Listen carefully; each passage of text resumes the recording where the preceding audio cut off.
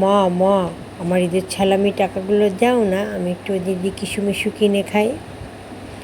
কেন তোমাকে ঈদের সালামি টাকা দিব? তুমি কত টাকা পেয়েছো ঈদের সালামি? বেশি কথা বলো না, বুঝছো? তোমার কী কী লাগবে সেটা আমাকে বলবা, আমি তোমাকে কিনে দেব, ঠিক আছে? বাড়ির ওই হাবিজাবি ছাইপাস এগুলো খেয়ে পেট খারাপ করার কোনো দরকার নেই।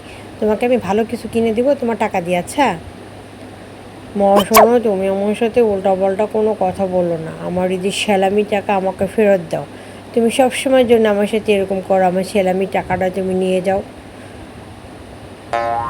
তোমার সেলামি টাকা আমি রেখেছি, সেটা তোমার ভালোর জন্যই রেখেছি। তো তোমার কোনো কিছু লাগলে আমি টাকাটা জমিয়ে তোমাকে কিনে দিব। আর ঈদের সেলামি করতেছো কেন? হ্যাঁ, তুমি ছোটো মানুষ, তোমাকে যেটা লাগবে আমি তোমাকে কিনে দেবো। আর তোমার সেলামি আমার কাছে থাকা আর তোমার কাছে থাকা তো একই কথা, তাই না? আর আমি তো তোমার টাকা জমিয়ে রাখতেছি, এরপরে তুমি বলতেছো ঈদের সেলামি টাকা দাও, ঈদের সেলামি টাকা দাও। কেন? তোমাকে সব কিছু কিনে দিয়েছি না? আর ঈদের সেলামি করতেছো? পড়াশোনা তো ঠিকমতো করোই না। তুমি এর মধ্যে পড়াশোনাটা আনবা না কিন্তু আম্মু। কেন তুমি আমার পড়াশোনাটা আনতেছো? হ্যাঁ, আমি তোমাকে বলেছি ঈদের স্যালামি টাকা দাও, আমি আইসক্রিম খাবো, চকলেট খাবো। আমার বান্ধবীরা কত কিছু খায়, আমি কিছুই খেতে পারি না। তুমি আমাকে আমার ঈদের স্যালামি দাও, আমি ঈদের স্যালামি দিয়ে আমি আইসক্রিম খাবো। আমি হাজার হাজার টাকা পেয়েছি, সেই টাকাকে আমাকে ফেরত দাও তো আম্মু। তুমি পাইছো ঈদের সময় 2 টাকা, না জানো 1 টাকা করে, এরকম করে পাইছো। তুমি হাজার হাজার টাকা বলো কেন? তোমাকে হাজার হাজার টাকা দিয়েছে তোমার গোষ্ঠীর 14 গোষ্ঠী? কেউ কোনো দিন হাজার হাজার টাকা ছুঁয়ে দেখছে কীরকম দেখা যায়? এইটুখানি পোলাপান মানুষ আর হাজার হাজার টাকা বলতেছে, 2 টাকারে বলে হাজার টাকা টাকা। তুমি আমার সাথে কোনো ভাও কথা বলবা না আম্মু।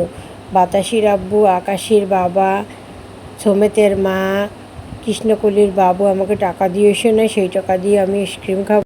আঙ্কেল আন্টি সবাই আমাকে ঈদে কতগুলো করে টাকা দিয়েছে, তুমি এখন বলতেছো 2-1 টাকা? তুমি সবসময় আমার ঈদের টাকাগুলো নিয়ে এভাবে করে খরচ করো আর আমার টাকাগুলো আমাকে ফেরত দাও না।